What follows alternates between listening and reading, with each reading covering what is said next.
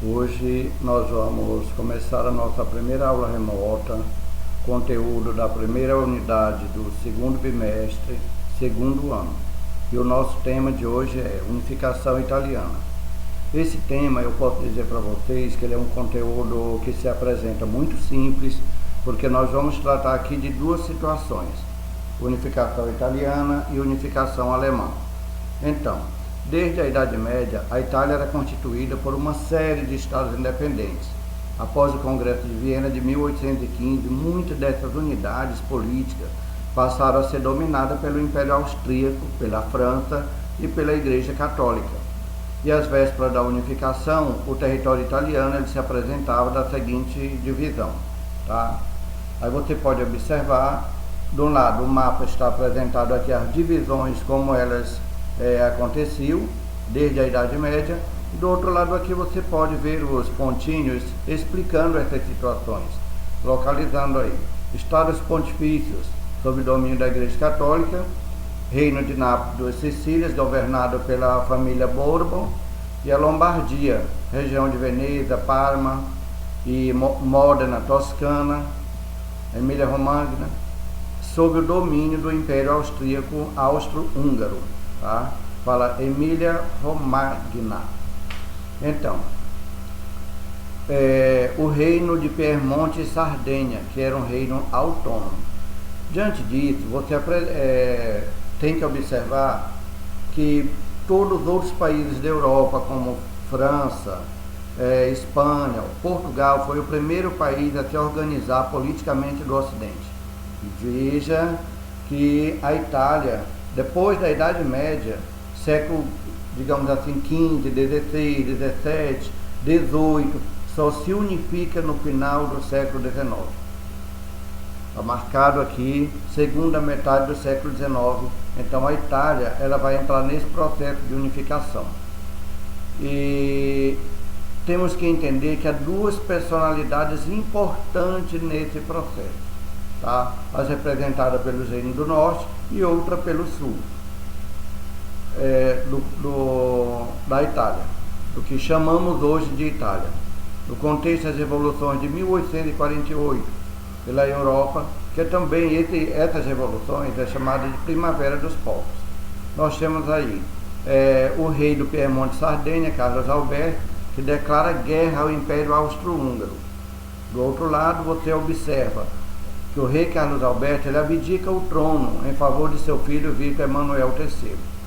E mais adiante, observe o seguinte, a retomada do processo de unificação que ocorre por Vítor Emanuel II, passou a contar com Camilo Benz, conde de Cavour, o primeiro ministro daquela época.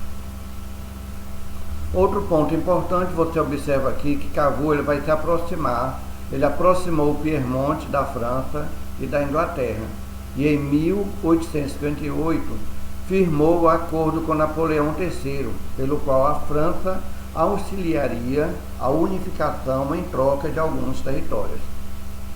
No norte da Itália, a guerra teve início em 1859. Os exércitos piemonteses e da França, com expressivas vitórias sobre os austríacos, então eles vão conseguir anexar essas regiões e eles vão fazer uma guerra contra o domínio austríaco na região.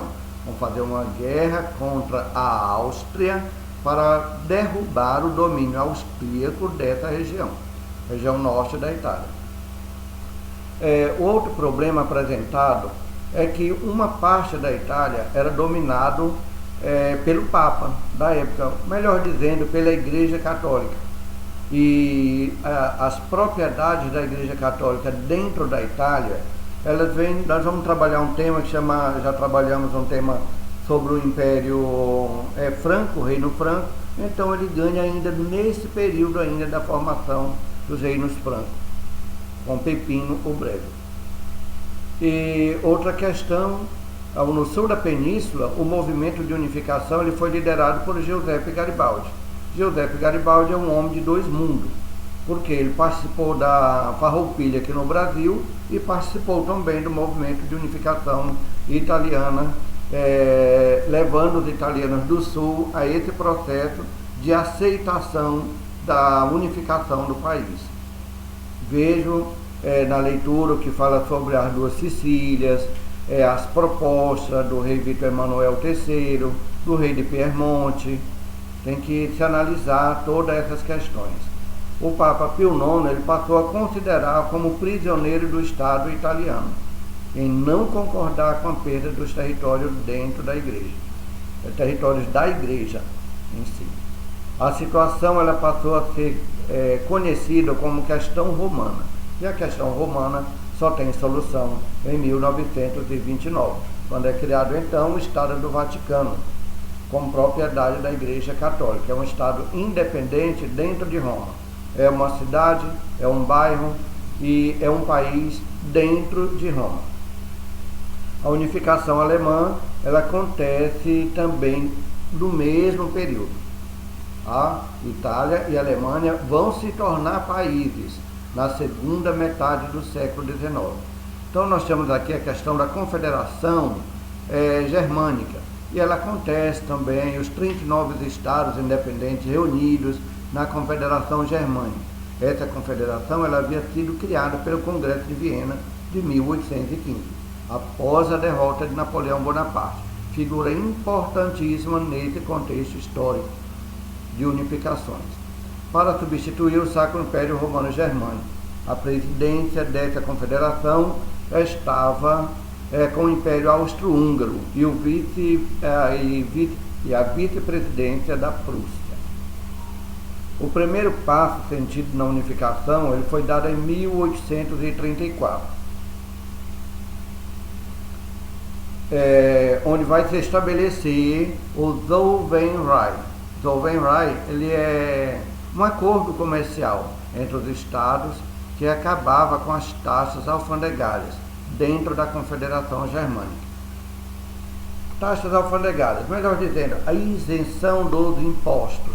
Então, os produtores, os industriais da época já podiam circular livremente transportando mercadorias dentro dos territórios da Confederação Germânica. Esse, digamos assim, é um dos primeiros passos para a unificação alemã.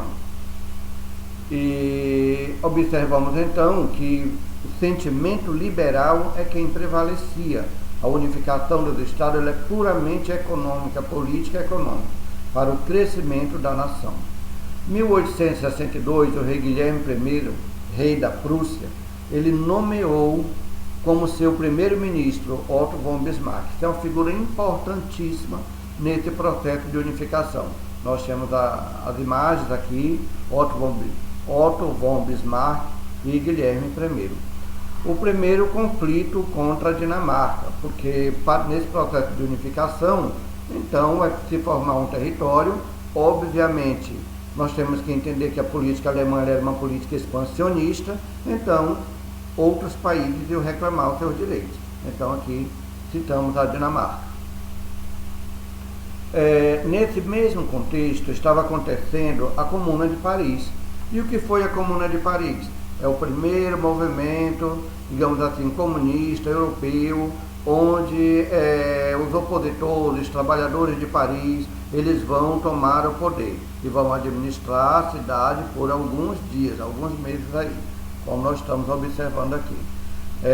Então, na França, com o fim do Império, Império de Napoleão Bonaparte, foi proclamada a Terceira República Francesa, em Paris, porém grupos revolucionários formados por operários, estudantes, representantes eleitos pelo povo assumiram o governo da cidade.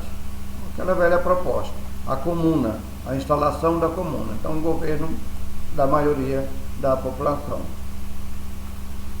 Outro ponto aqui é a derrota da França. Ela foi obrigada a assinar, com a derrota francesa, o Tratado de Frankfurt de 1871,